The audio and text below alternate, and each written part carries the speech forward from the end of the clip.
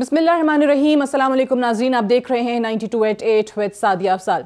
नाज़रीन, हुकूमत की जानिब से बताया जा रहा है कि नेशनल एक्शन प्लान के तहत तमाम कोशिशें तेज़ कर दी गई हैं। गुज़श्ता रोज़ आपको याद होगा कि शहरियार आफरीदी साहब ने, जो कि दाखिला के वज़ीर मुमलिकत हैं, उन्होंने ये बताया कि जैश ए मोहम्मद के सरबराह मौलाना मसूद अजहर के भाई और बेटे समेत कलदम तंजीमों के 44 अरकान को हिरासत में लिया गया है। आज इसी ज़िमन में महकमा औकाफ ने कलदम तंजीमों के ज़ेर इंतज़ाम जितने मसाजिद हैं, जितने मदारिस हैं, उनका कंट्रोल भी संभाल लिया है। जहाँ पर सियासी जमातें नेशनल एक्शन प्लान पर मुकम्मल तौर पर अमल दरामद के हक़ में हैं, इसकी हिमायत करती नज़र आती हैं, वहीं पर माजी में भी हमने देखा है और एक बार फिर आज हम ऐसी आवाज़ें सुन रहे हैं जहां पर मजहब को सियासत के लिए इस्तेमाल किया जाता है। मिसाल के तौर पे मौलाना फजलुर रहमान, जिन्होंने इसकी मुखालफत की है और ये कहा है कि जी मदारिस पर अगर छापे पड़े तो हम भरपूर मजम्मत करेंगे।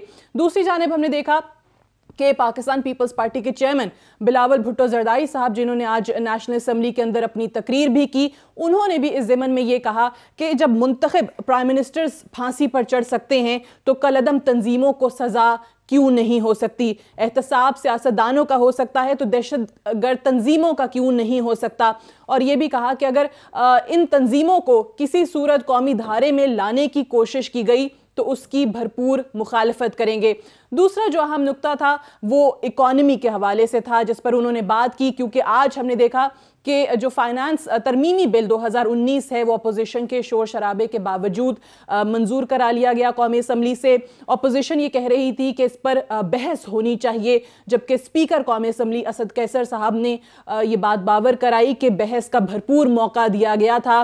मुसलसल 2-3 रोज से ये चीज़ एजेंडे पर थी, लेकिन आप लोगों ने खुद ये मौका जो है वो गवाया है, लिहाजा आज ये बिल मंजूर हुआ। बिलावल भुट्टो जरदारी ने और दीगर अपोजिशन जमातों ने जो बात की तो उन्होंने ये भी कहा कि मज़ीद महंगाई में इजाफा हो रहा है। ये भी कहा गया कि किसानों और मज़दूरों के लिए कुछ नहीं है। एक साल के अंदर मुसलसल ये तीसरा बजट उन्होंने कहा कि लाया गया है, लेकिन गरीब के लिए, आम आदमी के लिए कुछ नहीं किया जा रहा। इन्हीं तमाम चीज़ों के हवाले से बात करेंगे हम। इस्लामाबाद स्टूडियोज़ में मुझे ज्वाइन कर रही हैं सेनेटर रुबीना खालिद साहिबा, पाकिस्तान पीपल्स पार्टी की सीनियर रहनुमा, आपको खुशामदीद कहते हैं। जनरल अब्दुल कादिर बलोच साहब हमें ज्वाइन कर रहे हैं, पाकिस्तान मुस्लिम नवाज के सीनियर रहनुमा हैं, फॉर्मर फेडरल मिनिस्टर हैं, आपको भी खुशामदीद कहते हैं। समसाम बुखारी साहब हमारे साथ मौजूद हैं, वज़ीर इत्तलात पंजाब हैं, आज ही आपने हलफ उठाया है। बुखारी साहब, एक तो मुबारकबाद भी कबूल कीजिए और आपको प्रोग्राम में भी खुशामदीद कहते हैं। प्रोग्राम का आगाज़ डॉक्टर सलमान शाह साहब से हम करेंगे, फॉर्मर फाइनेंस मिनिस्टर हैं, और ये जो आज तरमीमी मालियाती बिल जो है 2019 मंजूर हुआ है, डॉक्टर सलमान शाह साहब इस हवाले से सबसे पहले बताइएगा कि जो हुकूमत ने कहा था, अहदाफ मुकर्रर किए थे कि किस तरीके से मार्केट, स्टॉक मार्केट के अंदर, हाउसिंग के अंदर और दीगर सेक्टर्स के अंदर इस्लाहात लाई जा सकेंगी, बहुत पेशरफ्त होगी, आपको लग रहा है कि वाकई इसमें वो इंसेंटिव्स हैं जिससे ये तमाम चीज़ों को बूस्ट मिल पाएगा? आई थिंक ये तमाम चीज़ों को तो बूस्ट इससे नहीं मिलेगा, लेकिन एक स्टेप है उस डायरेक्शन में। और जो पहले चीज़ें डिस्कस भी हो चुकी हैं और जो अनाउंसमेंट के वक्त बातें की गई थी, और जिस किस्म की बैंकिंग सेक्टर को भी कोई इंसेंटिवाइज किया गया है फॉर एसएमईज के लिए, और ये चीज़ें पहले जब अनाउंस हुई थी तो वो अब अप्रूव हो गई हैं। बट ये एक प्रोसेस है जो कि इंटरिम प्रोसेस है। अब इसका बेसिकली इशू जो इस वक्त पाकिस्तान की इकॉनमी जिस चीज़ का इंतज़ार कर रही है वो है IMF का प्रोग्राम, और कितनी जल्दी पाकिस्तान IMF के प्रोग्राम में जाता है। और वो खबरें यही आ रही हैं कि खासी उसमें प्रोग्रेस हो चुकी है और IMF के साथ बड़ी जल्दी प्रोग्राम हो जाएगा। और जब वो प्रोग्राम होगा तो फिर एक आपकी रास्ता आपका तयन हो जाएगा। और वो जो भी स्टेप्स हैं, मल्टीपल स्टेप्स हैं, सबसे बड़े बड़े स्टेप्स जो हैं वो तो ऑब्वियसली एनर्जी सेक्टर में हैं, और सर्कुलर डेट के हैं, टैरिफ्स के हैं, और उसके साथ साथ जो FBR की रिफॉर्म्स हैं, टैक्स नेट को बढ़ाने की बात है, जितनी टैक्स रेवेन्यूज आपने इंक्रीज करने हैं, तो वो मेजर चीजें हैं जिसकी अब हमें इंतजार है कि कितनी जल्दी हम IMF के पास जाते हैं। अच्छा, ये जो आपने IMF की बात की है, आज ऑपोजिशन की तरफ से ये नुक्ता भी उठाया गया कि जी ऑलरेडी जो कीमतों में मुख्तलिफ अशिया की, गैस की, बिजली की इजाफा कर दिया गया है और मजीद के इम्कानात हैं, सुनने में आ रहा है कि मजीद कुछ फीसद बढ़ाया जाएगा ये तमाम। तो उन्होंने कहा कि ये सिर्फ और सिर्फ IMF के पास जाने की तैयारी है, इसलिए ये सब कुछ किया जा रहा है और कुछ नहीं। What's your take on that?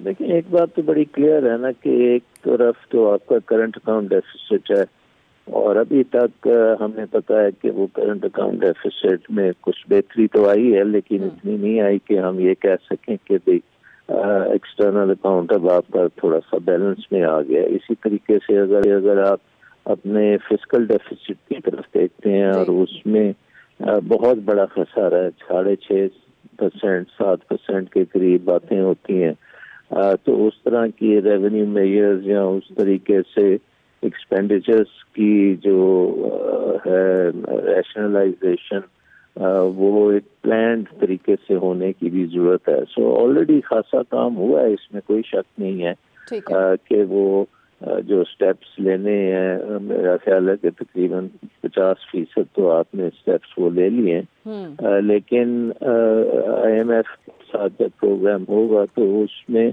Principles decide होंगे कि आपकी जो आपकी एक्सचेंज रेट है उसका क्या प्रिंसिपल होगा, आपके इंटरेस्ट रेट्स बनाने का क्या तरीक़ेकार होगा, स्टेट बैंक की ऑटोनॉमी कैसे इंश्योर की जाएगी, और जो आपने सर्कुलर डेट की लिक्विडेशन है वो कैसे होगी, उसका क्या अमल होगा, गवर्नेंस की क्या रिफॉर्म्स होंगी, प्राइवेटाइजेशन में क्या होगा, क्योंकि बहुत बड़े बड़े आपके पब्लिक सेक्टर एंटरप्राइजेस जो हैं वो बहुत ज्यादा इस वक्त बजट पे बोझ बना हुआ है उनका, तो उसको खत्म कैसे किया जाएगा।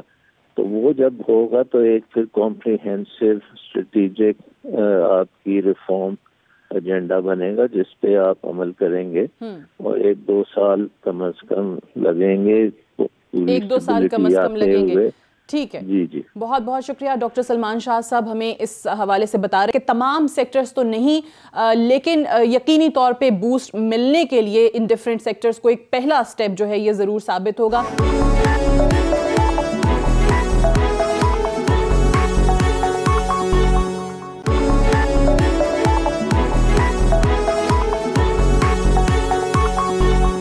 सेनेट साहबा, आप लोगों के एतराज़ात क्या हैं? एक तो ये बात की गई कि 1 साल के अंदर तीसरा ये बिल या तीसरा बजट जो है वो सामने आ गया, फिर बिलावल साहब ने आज गरीबों और किसानों की बात की, डॉक्टर सलमान शाह साहब कह रहे हैं कि जी एक right step in the right direction है, टाइम लगेगा यकीनी तौर पे।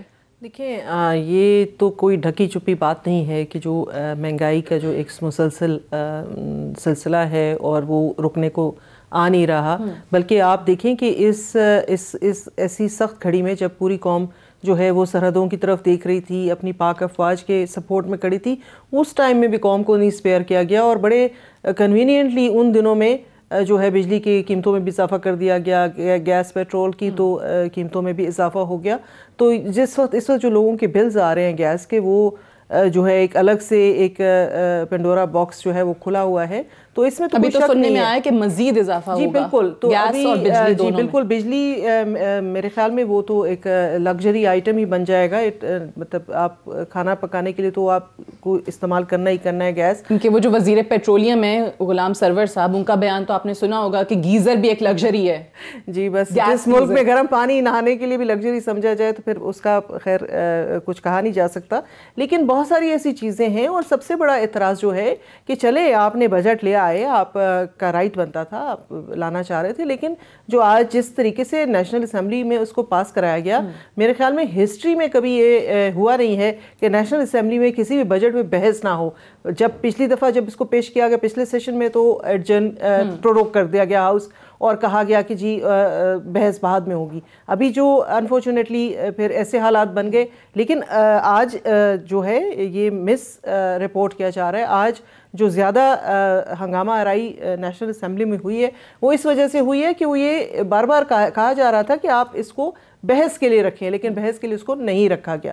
तो ये एक बहुत बड़ी जो है अनप्रेसिडेंटेड चीज़ है कि एक चीज़ जो है ना, बजट को आप बहस किए बगैर पास करना, ठीक है आपके नंबर्स हैं आप कर लेंगे, लेकिन कम से कम जो लोगों के एतराज़ात हैं वो तो रजिस्टर हो जाते हैं, लेकिन उनको भी अच्छा, मैं पहले इसी नुक्ते पे शमशान बुखारी साहब आपका पॉइंट ऑफ व्यू चाहूंगी कि ये ऑपोजिशन की तमाम जमातों की तरफ से मुतालबा किया गया था। इनफैक्ट सेशन से पहले खुद बिलावल भुट्टो जरदारी साहब ने ट्वीट भी किया था और ये कहा था कि आज स्पीकर का जो किरदार है वो काबिल दीद होगा कि आया वो वाकई ऑपोजिशन मेंबरान को इस पर बहस का मौका देते हैं या नहीं देते। आपको नहीं लगता कि वाकई अगर मिल जाता टाइम, जिस तरह भी रुबीना साहिबा ने भी कहा कि नंबर्स तो आपके पास हैं, मंजूर तो हो ही जाना था, लेकिन इनके जो मुतालबात हैं बहस के वो भी पूरे हो जाते? बिस्मिल्लाहिर्रहमानिर्रहीम। देखिए सादिया, तनकीद बराए तनकीद तो एक सियासत का हिस्सा बन गया है अनफॉर्चुनेटली, और ये इस तरह की चीज़ है कि कोई कुछ भी कहे, कौन किसी को रोक सकता है? ना पार्लियामेंट के फ्लोर पे रोका जा सकता है, ना कहाँ रोका जा सकता है। मैं गुजारिश ये करता हूँ कि इसमें नंबर्स का, ठीक है रुबीना बीबी ने ठीक बात की कि नंबर्स जिनके पास हों वो पास कर लिए जाते हैं, मगर वहाँ सिर्फ हालात नहीं है। अब ये नेशनल एक्शन प्लान के हामी पाकिस्तान पीपल्स पार्टी बड़ी अच्छी तरह रही है। मैं खुद पीपल्स पार्टी में था, रुबीना बीबी सेनेटर थी, मैं कौमी असम्बली में था, मुझे बड़ी अच्छी तरह पता है। इशू ये है कि मुख्तलिफ जो सियासी जमातें हैं ऑपोजिशंस की, उनके अपने अपने इश्यूज़ हैं और वो अपने अपने इश्यूज़ पे कोई भी बहाना करके, कोई भी चीज़ करके उसका एक ले आते हैं। टाइम मिलने की बात नहीं, जब ये चीज़ें, ये बजट उस तरह तो ये बजट है नहीं कि ये वो बजट जो एनुअल बजट है वो आ रहा है। जो चीज़ें आई कुरेक्शन में, आपकी सरहदों पे गैर मामूली सूरत हाल रही है, पाकिस्तान एक गैर मामूली सूरत हाल से निकला है। अब पंजाब की बात कर लें, हुकूमत की बात कर लें, पिछला दौर जिसको इतना मियाँ साहिबान ने ये कहा वो कहा, मगर अगर आप देखें, और इंशाल्लाह मैं कुछ दिनों में फैक्ट्स एंड फिगर्स भी पेश करूंगा आपको 2-4 दिनों में, तो मैं आपसे ये अर्ज़ करता हूं कि आप देखेंगे कि कितना डेफिसिट यहाँ छोड़ के गए हैं, कितनी तबाही करके गए हैं। अब उसके लिए सोर्स आपको कहाँ से करना है? सोर्स कोई बाहर से तो नहीं आ जाना कि आपने उसको आके करके अगर आपको मुल्क चलाना है, कुछ ना कुछ होता है। मेरा मतलब है कुछ तकलीफ़ के हालात होते हैं, या कुछ महंगाई यकीनन हो रही है, मैं ये नहीं कह रहा कि नहीं हो रही, तो लेकिन अभी ये इस तरह नहीं है कि जिस तरह प्रोजेक्ट किया जा रहा है। ये खबर सही है जो बताई जा रही है कि गैस और बिजली में मजीद इजाफा भी देखने को मिलेगा आने वाले दिनों में? ये है कि इजाफा भी हो सकता है, कमी भी हो सकती है, ये आपको पता है। अब जैसे ये ओगरा तयन करता है इस चीज़ का, या मिनिस्ट्री ऑफ पेट्रोलियम तयन करेगी, कभी चीज़ें ऊपर जाती हैं कभी नीचे आती हैं, उसको स्पेकुलेट करके एक पैनिक क्रिएट करना, उसकी मैं नहीं समझता कोई ज़रूरत है अभी।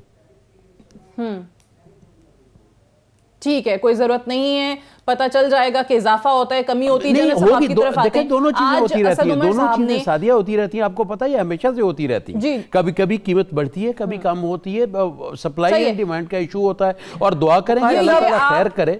अल्लाह हमने बढ़ते हुए देखी है, कम होते हुए कभी नहीं, कम भी होती है, रुबीना में भी कम भी होती है। कमी जो है वो आवाम को देखने को मिले, अवाम इंशाल्लाह ताला अवाम थोड़ा वक्त गुजरने दे, अवाम सहूलत में जाएगी। महंगाई में अवाम के लिए तकलीफ बढ़ेगी या कम होने जा रही है? अगर महंगाई खुदा न खास्ता हद से ज्यादा होती है तो यकीनन तकलीफ बढ़ेगी, कैसे नहीं बढ़ेगी, मगर नहीं होगी इंशाल्लाह। बिल्कुल नहीं होगी। जनरल साहब, हद से बड़ी हुई है भाई, क्या फरमा रही है? जनरल साहब आपको आवाज आ रही है? जनरल अब्दुल कादिर बलोच साहब को मेरे मुझे आवाज आ रही है जी। आप जी अच्छा, नहीं आवाज आपकी बिल्कुल। सर सवाल अब वही है जो यहाँ पे बात हो रही है। जी क्या लग रहा है सर आपको, कमी होने जा रही है, इजाफा होने जा रहा है आवाम की तकलीफ में? मैं देखें जी, पहली बात तो मैं ये कहना चाहूंगा कि हमारे मुल्क की तारीख ये है कि आज तक कीमतें कहीं भी कम नहीं हुई हैं, कीमतें बढ़ती रही हैं, पैसे की कदर घटती रही है ऑल थ्रू, और इन्फ्लेशन बढ़ता रहा है। ये हमारी तारीख है। कोई भी शाह साहब हो या रुबीना हो, कोई अगर मुझे बता सके, आप अपने तजुर्बे की बुनियाद पे ये बता सके, कीमतें कम नहीं हो सकती हैं, कीमतें बढ़नी है। लेकिन अब नॉर्मलिटी उसमें लाई गई है। रिक्वायरमेंट प्रोबेबली IMF की तरफ से है कि बिजली की कीमतें 16.5% बढ़ाने की रिक्वायरमेंट आई है, इस वक्त 12% पे है या कहीं पर है। और फिर गैस की कीमत ऑलरेडी बढ़ चुकी है, उसमें भी इजाफा किया जा रहा है। पैसे की कदर कम हुई है, तो महंगाई नेचुरली फिर बढ़ना ही है। और अब नॉर्मल किस्म की बड़ी वैल्यूएशन की गई है, अब नॉर्मल किस्म की हाइक आ रही है, और ये जस्टिफिकेशन देने की कोशिश हो रही है कि चूंकि लाइन लॉसेस और चोरी ज्यादा हो रही है, लिहाजा कीमतें बढ़ेंगी ताकि सर्कुलर डेट आपका जीरो पे आ जाए। यही बात की जा रही है बिजली के मद में, यही बात की जा रही है गैस के मद में। चोर को पकड़ने की बजाय मासूम आवाम को पनिश करना, ये कहाँ का इंसाफ है? कंज्यूमर को पनिश कर लेना, ये कहाँ का इंसाफ है? बुनियादी तौर पर तो चाहिए कि जहां पर थोड़ी बहुत रिक्वायरमेंट है कीमतों को बढ़ाने की, वो वहां पर बढ़ाई जाए। लेकिन हमारा सबसे बड़ा प्रॉब्लम हमारे मुल्क में इस वक्त ये है, ये चोरियां हैं। बिजली चोरी की जाती है, गैस चोरी की जाती है, टैक्स हम चोरी करते हैं, सब कुछ करते हैं, लेकिन हुकूमती वज़रा की तरफ से इस किस्म के स्टेटमेंट आए हैं कि जी कीमतें बढ़ाने की जरूरत इसलिए है कि IMF की रिक्वायरमेंट है कि हम अपनी लाइन लॉसेस वो जीरो पे लाएं, अपने सॉरी सर्कुलर डेट वगैरह जीरो पे लाएं, और मजीद इसमें जो है ना और कोई कार्रवाई करने की जरूरत न पड़ जाए। चोरों को इस तरीके से प्रोटेक्ट करने की कोशिश की जा रही है। एक और पॉइंट में मैं कहना चाहूंगा, लेकिन वो ये भी कहते हैं कि देखें हालात जो हैं वो आप लोग ऐसे छोड़ के गए, पीपल्स पार्टी का वो जिक्र करते हैं, आपकी पार्टी का जिक्र करते हैं, वो कहते हैं हम किसी दबाव के तहत इक़दाम कर ही नहीं रहे हैं, ये अपनी रिक्वायरमेंट है, हुकूमत जब से मिली है तब आके पता चला है कि इतने बुरे हालात छोड़े हैं। ये आज भी बात की असद उमर साहब ने। सादिया इसका मेरी बात सुनिए, मैं इसका जवाब भी दे दूंगा। पहली बात यह है कि इस किस्म के इल्जामात हर नए आने वाली हुकूमत ने लगाए हैं, हर नए आने वाली हुकूमत ने। हमारी अगर तकारीर ले लें तो पीपल्स पार्टी के खिलाफ इस किस्म की बातचीत हमारे दौर में हुए। पीपल्स पार्टी ने जब टेक ओवर किया तो काफ लीग के बारे में इस किस्म की बातें की गई। मैं सिर्फ एक बात पूछना चाहूंगा शाह साहब से और वो बुखारी साहब से, और वो ये है कि वो मेहरबानी करके इंडिकेट करें और बताएं कि हमने अगर गलत काम किया तो वो पैसा कहां पर गलत तरीके से हमने लगाया।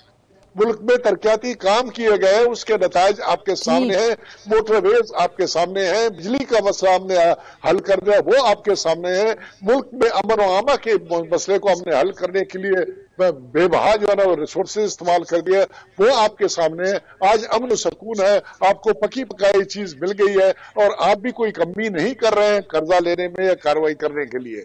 हमें स्पेसिफिक्स में सिर्फ ये बता दीजिए कि हम में से अगर किसी ने गलत काम किया है, कोई चोरी की है, कहीं पर पैसे को गलत इस्तेमाल किया है, तो वो मुझे बता दीजिए। न सिर्फ बता दीजिए बल्कि इस मामले को नैब में भी ले जाइए। सर इजाजत दीजिएगा, मैं एक वक्फा ले लूं। आपने कहा कि बुखारी साहब इंडिकेट कर दें, बड़ा स्पॉन्टेनियस, बड़ा प्रॉम्प्ट जवाब उन्होंने दिया कि जी भी फौरन बताता हूं। सही है, जनरल बातें नहीं सुनेंगे। आपने कहा कि वो चीजें इंडिकेट करें जहां पे वाकई ये कहते हैं कि बड़ा नुकसान हुआ, पक्की पकाई जनरल साहब कहते हैं हम तो इनके लिए छोड़ के गए हैं। एक ब्रेक ले लें, ब्रेक से वापस आते हैं, डिस्कशन को यहीं से कंटिन्यू करेंगे। Stay tuned.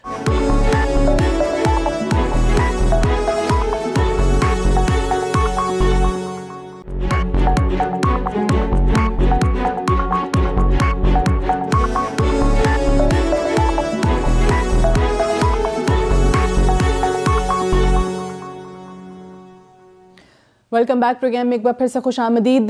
कल शहरयार आफरीदी साहब ने जो प्रेस कॉन्फ्रेंस की थी, वज़ीर मुमलिकत बराए दाखिला, उन्होंने बताया कि कलअदम तंजीमों के 44 अफराद को हिरासत में लिया गया है। उसमें पेशरफ्त आगे ये हुई है कि महकमा औकाफ ने इस्लामाबाद में जो मुख्तलिफ कलअदम तंजीमों के ज़ेर इंतज़ाम मदारिस हैं या मसाजिद हैं उनका कंट्रोल संभाल लिया है। सेनेटर साहब सबसे पहले तो ये बताइएगा कि आज बिलावल साहब ने अपनी तकरीर में ये भी जिक्र किया कि कलअदम तंजीमों को अगर मेन स्ट्रीम में लाने की कोशिश की जाती है, कौमी धारे में शामिल करने की, तो उसकी मुखालफत करेंगे। सो अभी ये जो तमाम तर इक़दाम हो रहे हैं, इससे लगता नहीं है कि कोई मेन स्ट्रीम में लाने की कोई कोशिश या कोई प्लान है आने वाले दिनों में। देखिए सादिया, पाकिस्तान पीपल्स पार्टी का इस कॉन्टेक्स्ट में हमेशा मौक़िफ़ बहुत क्लियर रहा है। बिल्कुल, मतलब हम बिल्कुल सफ़ेद को सफ़ेद कहते हैं और काले को काला कहते हैं। हमने कभी भी इस सब्जेक्ट में ग्रे एरियाज़ में हम कभी भी नहीं गए और ना कभी जाएंगे, क्योंकि हमारी लीडरशिप इसमें, हमारी आइडियोलॉजी इसके लिए, और हमारी सबसे बढ़कर जो बीबी शहीद हैं उन्होंने अपनी ज़िंदगी भी इसी जंग को लड़ते हुए जो हैं वो शहादत का रुतबा पाया। तो बिल्कुल ये तो क्लैरिटी के साथ है। और हमें देखें, ये इस दफ़ा जो हमें मैसेज दिया गया है और पूरी दुनिया से एक मैसेज हमें आया है, तो हमें उस मैसेज को सुनना है। अगर हमने अपनी मुल्क की, अपने लोगों की फलाह के लिए सोचना है तो हमें कोई इक़दामात करने पड़ेंगे। और मैं समझती हूँ कि आज जो इक़दामात किए गए, बट हुकूमत बार बार कह रही है कि ये तो हमारा ऑलरेडी प्लान था, ये चीज़ें पाइपलाइन में थी, हमने किसी बैरूनी आलमी दबाव पर नहीं किया। चले, बहुत अच्छी बात है। अगर हम अपना एक सेल्फ रिस्पेक्ट और डिग्निटी रखना चाहते हैं और ये कहना चाहते हैं तो बहुत अच्छी बात है। बट आपको लगता है कि ये हम किसी दबाव के तहत, लेकिन हम जिस तरह किसी भी करें, ये हमें बहुत पहले कर लेना चाहिए था। और शुक्र अल्हम्दुलिल्लाह कि अभी भी ये होने जा रहा है, तो इसको एक खुशाइंद हम समझते हैं।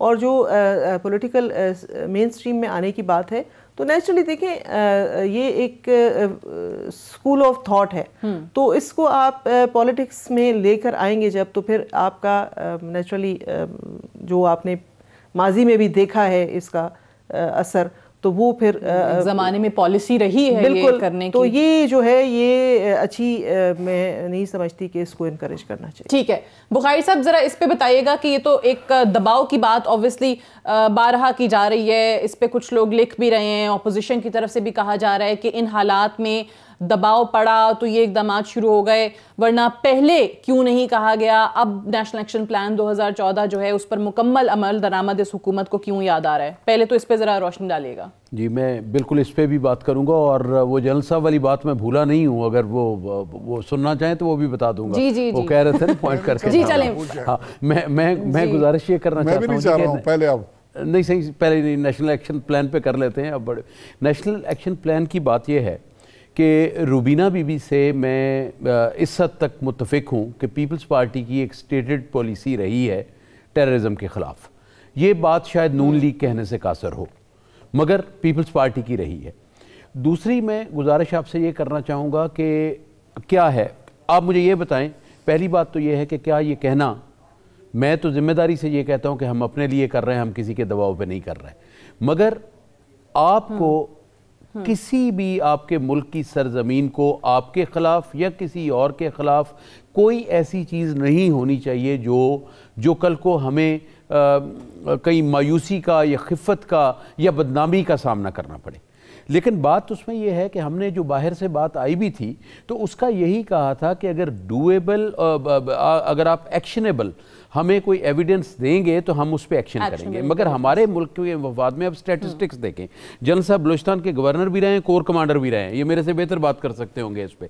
मैं आपको ये बताता हूँ कि जितना मेरे ख्याल में जानों का नुकसान, माल का नुकसान, घरों का नुकसान, इन जनरल जितना पाकिस्तानियों का नुकसान दहशतगर्दी में हुआ है किसी का नहीं हुआ। जितनी जानें हमने खोई हैं दहशतगर्दी में किसी ने नहीं खोई। ISPR इस पर कह चुका, हुकूमत इस पे कह चुकी कि ये जो एक्शन 2-4 दिन पहले हुए ये जनवरी से प्लान थे और उसको हम कर रहे थे। बात ये है कि अगर खुदा न खास्ता हमने बाहर से किसी से झुकना होता तो हम और मामलात में झुकते। एक्शनेबल इंफॉर्मेशन या एक्शनेबल एविडेंस आने के बाद नहीं किया गया। नहीं, वो तो अभी वो आएंगे तो हम असेस करेंगे ना उसको, वो तो आएंगे तो असेस करेंगे। देखें, हम ये इस बात में एज ए सॉवरन नेशन और एज ए जिम्मेदार नेशन हम इस बात के पाबंद हैं और हम वेलकम करते हैं कि कोई आप कह रहे हैं आए नहीं सर, हमें तो जो पता चला है कि कुछ एविडेंस वो जो डोजियर्स आए हैं उसमें एक्शनेबल एविडेंस नहीं है कुछ ऐसा। नहीं, डोजियर और एक्शनेबल एविडेंस का तो बहुत फर्क है। डोजियर आया, डोजियर में कुछ ऐसे लोगों के नाम भी हैं जिन पे एक्शन हुआ, मगर अगर हम उनके कहने पे कर रहे हैं तो वो तो एक्शनेबल एविडेंस थे, वो तो अभी इल्जाम बराए इल्जाम कर रहे हैं। मैं ये कह रहा हूं कि पाकिस्तान के अंदर हमने दहशतगर्दी से इतना नुकसान उठाया है, और यकीनन आज मोहतरमा बेनज़ीर शहीद हयात होती हैं अगर ये दहशतगर्दी ना हुई होती उस वक्त। लेकिन ये है कि दहशतगर्दी के खिलाफ तो ज़ीरो टॉलरेंस है और कोई भी हुकूमत हो उसकी ज़ीरो टॉलरेंस होनी चाहिए, मगर बैरूनी दबाव कोई नहीं है। हम अपने मफाद में ये कर रहे हैं और करेंगे। ठीक है जनरल साहब, मेरे सवाल का सर जवाब दे दें। जो हम पहले बात कर रहे थे नेशनल एक्शन प्लान के हवाले से भी बुखारी साहब ने कहा कि वो आप बेहतर बता भी सकेंगे। बिलावल साहब ने भी आज बात की, उन्होंने कहा कि मुंतखब वजीर आजम को फांसी चढ़ाया जा सकता है तो दहशतगर्द तंजीमों के साथ ये सलूक क्यों नहीं हो सकता, उनको सजा क्यों नहीं दी जा सकती। फिर ये भी बात हुई कि सियासतदान का एहतसाब हो सकता है तो दहशतगर्दों का क्यों नहीं हो सकता।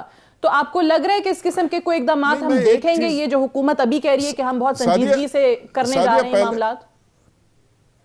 जी फरमाइए। सादिया, पहले आप मेहरबानी करके मुझे जरा समझाइए, आपने कहा कि बिलावल साहब ने मेन स्ट्रीमिंग की मुखालिफत की, मेन स्ट्रीमिंग है क्या? कौमी धारे में अगर मदारिस को लाया जा रहा है या अगर ये जो ना इस किस्म की ये तंजीमें हैं इनको अगर ठीक किया जा रहा है तो इसमें बुराई खराबी क्या है? यही तो चीज हुकूमत कर रही है, इसी के लिए तो तमाम अपोजिशन में मुत्तफिक है।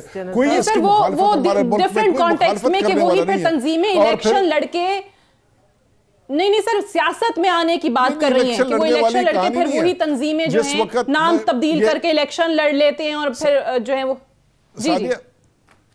सादिया इसका जवाब तो अपना बुखारी साहब ज्यादा बेहतर दे सकेंगे, लेकिन मेरी समझ तो यह है कि मेन स्ट्रीमिंग से मकसद है कि कोई गलत गैर कानूनी किस्म का काम ये ना करे, इनकी गुंजाइश कहीं पर भी सियासत में ना हो। अगर ये दहशतगर्द है, दहशतगर्दी की कार्रवाई करें।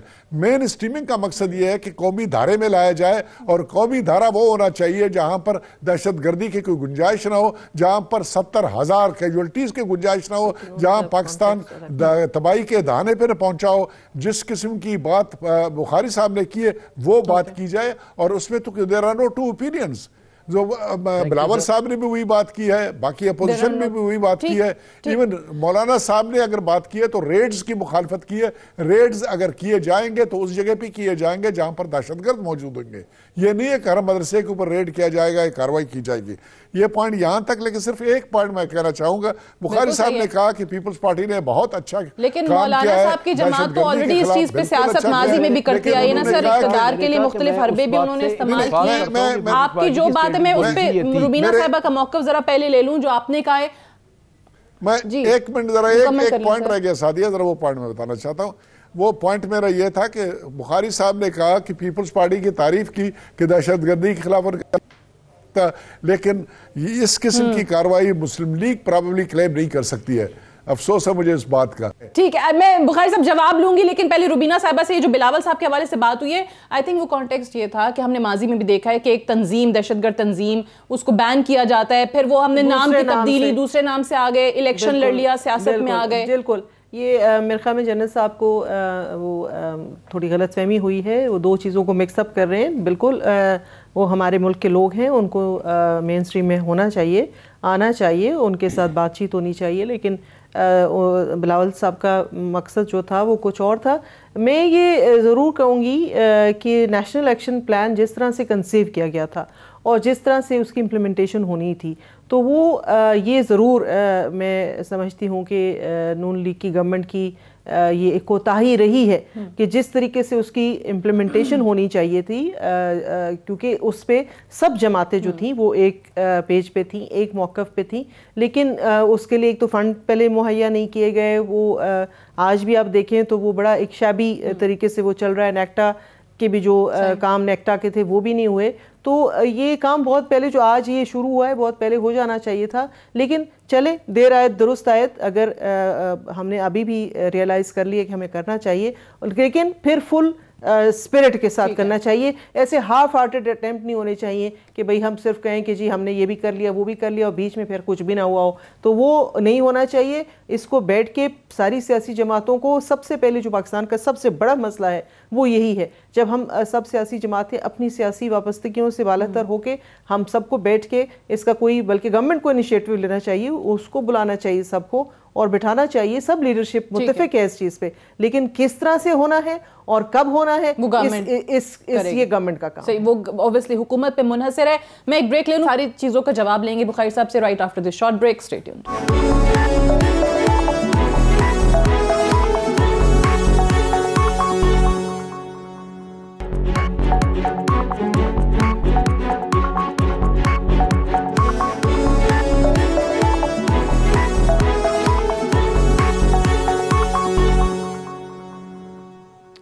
वेलकम बैक प्रोग्राम में एक बार फिर से खुशामदीद। बुखारी साहब, काफ़ी चीज़ें हो गई थी कि एक तो काउंटर नैरेटिव रुबीना साहिबा ने कहा अभी तक नहीं आया, हाफ हार्टेडली ना हो ये चीज़ें, लॉजिकल कंक्लूजन तक जाएं, और पहले जो जनरल साहब भी बात कर रहे थे कि मेन स्ट्रीमिंग कैसे करेंगे, उससे क्या मुराद है? ये काफ़ी बड़ा सब्जेक्ट है।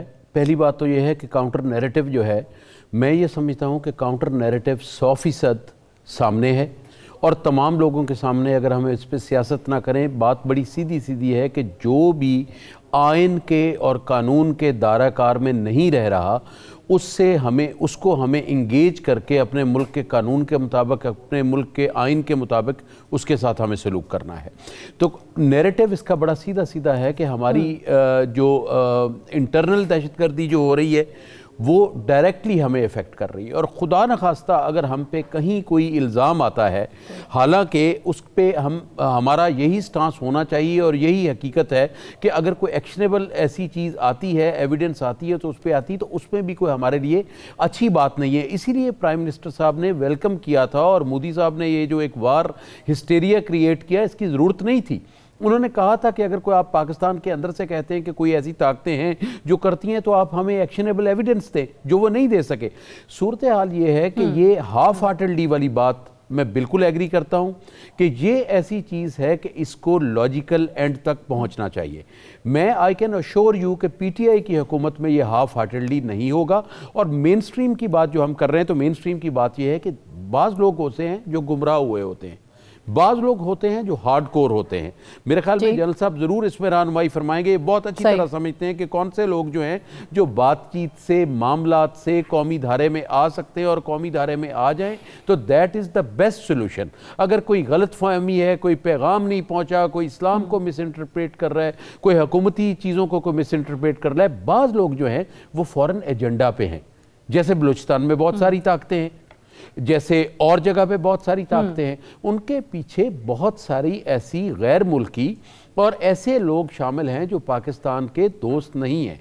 जो उस तरह के लोग हैं, फिर उनसे निपटने का तरीकाकार टोटल मुख्तलिफ होता है, और वो इंटेलिजेंस शेयरिंग के साथ होता है। तो यानी ये उनके हवाले से जो आज ये डिमांड कौमी असम्बली में बिलावल साहब ने की कि फिर उन दहशतगर्दों को भी सजाएं हों, फिर वो सजाएं वो कहते हैं कि नहीं होती, बिलावल साहब उनका नहीं होता, उन तंजीमों का नहीं होता, वो कहते हैं सियासतदानों का होता है। देखिए बिलावल साहब ने इस चीज को देखे सियासतदानों को और उनको मिला दिया, मतलब साथ में एक मुतालबा भी ठीक है और साथ में एक तंज भी है। अगर सियासतदानों का होता है तो हर सियासतदान का मास सिवाय एक या दो इंस्टेंस के अगर कोई गड़बड़ होती है तो उस पर फिर बात चलती है। मगर यह है कि दहशतगर्दी का सियासत से कोई ऐसा ताल्लुक नहीं है। अगर आप उस तरह ना जाएं, दहशतगर्दी जो है उसका बिल्कुल होना चाहिए। कॉन्टेक्स्ट देखें ना, अगर उन्होंने कहा कि एक मुंतखब वजीर आजम को तो फांसी चढ़ा देते हैं, कलअदम तंजीमों के लोगों को सजाएं नहीं होती, दहशतगर्दों को उन्होंने कहा मेरे नाश्ते पे जीआईटी बना देते हैं, दहशतगर्दों पे जीआईटी बनती नहीं है। जहां तक भुट्टो साहब की फांसी का ताल्लुक है, किसी सेन आदमी ने कभी उससे एग्री नहीं किया। सबको पता है कि वो एक नाजायज काम था, वो ठीक काम नहीं था। लेकिन बात यह है कि दहशतगर्दी और है, दहशतगर्दी में तो हमें तमाम को मुतफिक होना चाहिए। सियासत अपनी अपनी है। जहां तक कि मुल्क कौम का, अब मुल्क कटा था तो we are thankful to the nation and all the political parties के सारे पाकिस्तान के साथ खड़े हो गए, और यही होना चाहिए था। मगर बात यह है कि दहशतगर्दी का इशू अलग है, सियासत की जो बातें हैं वो अगर देखें, कोई भुट्टो साहब वाली बात तो और है, और बाकी अगर किसी सियासतदान से, ब्यूरोक्रेट से, जज से, किसी से भी पूछा जाता है कि भाई ये सासे तुमने कहां से बनाए हैं, तो ये तो जायज है। ये तो वहां पे पाकिस्तान का सवाल है, किसी से भी हो सकता है, मेरे से भी हो सकता है, आपसे भी हो सकता है। सही है। अच्छा जनरल साहब, एक तो इस पे भी जरा रिस्पॉन्ड कर दीजिएगा, और साथ में एक और चीज भी ऐड कर दूं। आज इसकी भी सुनवाई कौमी असम्बली में थी, नोबेल पीस प्राइज की, जिसके बारे में खुद वजीर आज़म इमरान खान साहब ने ट्वीट करके कहा कि मैं अपने आप को इसके मुस्तहिक जो है वो नहीं समझता, ऐसे शख्स को मिलना चाहिए जो मसला कश्मीर का हल निकाले। उस पर फवाद चौधरी साहब ने आज ये कहा अपोजिशन को कि हमारी अपोजिशन इमरान खान को दुनिया को तबाही से बचाने के लिए किरदार अदा करने पर तो नोबेल देने को तैयार नहीं होगी, लेकिन नोबेल तो क्या सारी दुनिया के अवार्ड्स देने को तैयार होगी, बस इमरान खान इनको एनआरओ देने के लिए मान जाएं। तो वो कह रहे हैं कि पूरी दुनिया के अवार्ड्स आप लोग दे देंगे पूरी ऑपोजिशन खान साहब को अगर वो एनआरओ दे दें।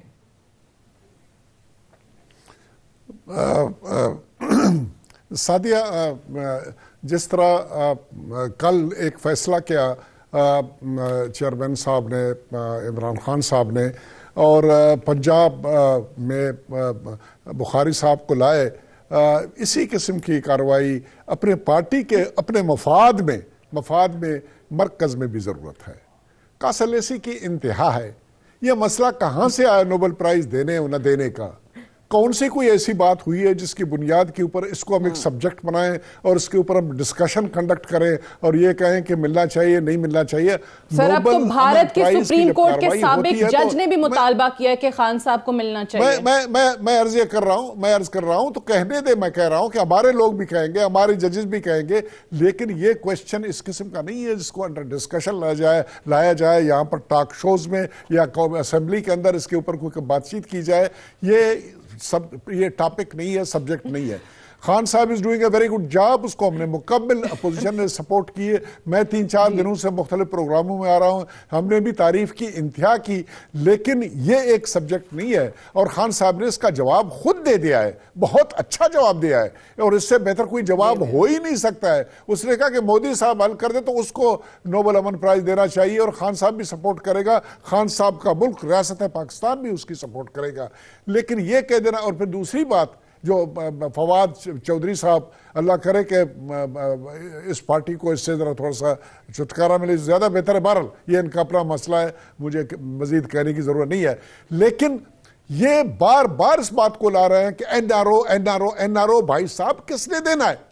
क्या जो पॉलिटिकल गवर्नमेंट इस वक्त मुल्क के अंदर है उससे कोई सुपीरियर ऑर्गेनाइजेशन है या कोई एंटिटी है या कोई ऐसी बॉडी है जो कि हमारे पॉलिटिकल गवर्नमेंट जिसकी सरबराही इमरान खान साहब कर रहे हैं उससे ऊपर बैठा हुआ है और उसने ये फैसला करना है कि एनआरओ देनी है कि नहीं दे रहे?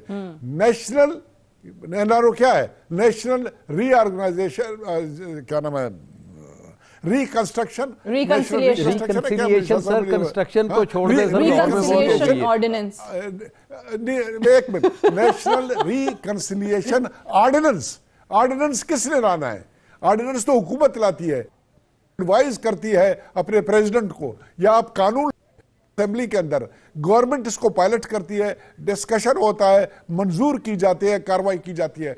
तमाम पीटीआई की गवर्नमेंट पिछले 5 माह से इस बात पे ऊपर लगी हुई है कि हम एनआरओ नहीं करेंगे। भाई साहब, who is asking for it? कौन मांग रहा है? अपने हैं, जब नहीं करना है तो कहने की क्या जरूरत है? ये तो बड़ा और ये सवाल कहते हैं कि एनआरओ लाएंगे तो किया ये जा रहा करेंगे, वो है। बट नोबेल अजीब किस्म की एक डिस्कशन। बिलावल साहब ने भी आज बात की, तो योर ओपिनियन। देखिए, मैं बिल्कुल जैनब साहब की बात से मुत्तफिक हूँ कि इस वक्त जो एक विंडो ऑफ अपॉर्चुनिटी खुली है आपको अपना बयानिया जो है कश्मीर से रिलेटेड देने की, तो बजाय वुज़रा हजरात जो हैं, बजाय ये टाइम ज़ाया करने के और इस किस्म की मैं समझती हूँ कि खुशामदाना तरीके से बातें करने के, बेहतर है कि वो एक जो है इंटरनेशनली एक, और ख़ास करके मैं समझती हूँ इस मिनिस्ट्री का तो खास काम है कि किस तरीके से भी अब तो मुतालबे आ रहे हैं, आवाज़ें उठ रही हैं, चले वो देखे, वो तारीफ कर रहे हैं। आपके दुश्मन भी बास टाइम जो होता है ना, वो दुश्मनी में भी बड़े महंगाई का मसला हल हो गया। मैं समझती हूँ बेरोजगारी का जरूरत है कि हम बिल्कुल इकट्ठे होके एक जुबान होके एक इनवॉइस बनाएं, लोग अपने डेलीगेशंस भेजें ताकि जो हमारा ये मौक़िफ़ है वो दुनिया में पहुंचाया जाए। लास्ट कमेंट बुखारी साहब आपसे। जी, पहली बात तो ये है कि मुझे तो खान साहब पे जनरल साहब बहुत अच्छी तरह मुझे जानते हैं, मैं किस तबीयत से हूँ, और रुबीना बीवी और मैं तो बहुत काम किया है इकट्ठे। बात यह है कि मैं आपसे अर्ज़ ये करता हूँ कि खान साहब ने ये इन हालात में जो कर दिखाया है, मेरे ख्याल में पूरी कौम को उन पर फ़ख्र होना चाहिए। जो हमारे प्राइम मिनिस्टर ने जिस तरह आके फेस किया है इस चीज़ को, और जिस तरह नरेंद्र मोदी को पसपा होना पड़ा है, और अल्हम्दुलिल्लाह हमारी फोर्सेस, हमारी हुकूमत, हमारी अवाम सब एक पेज पे नज़र आए हैं। असल बात यह है।